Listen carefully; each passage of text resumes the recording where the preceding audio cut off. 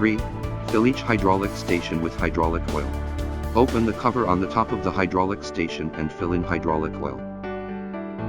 It is recommended to use number 32 or number 46 anti-wear hydraulic oil.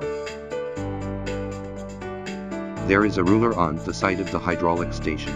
When the hydraulic oil reaches the middle position of the ruler, stop the injection.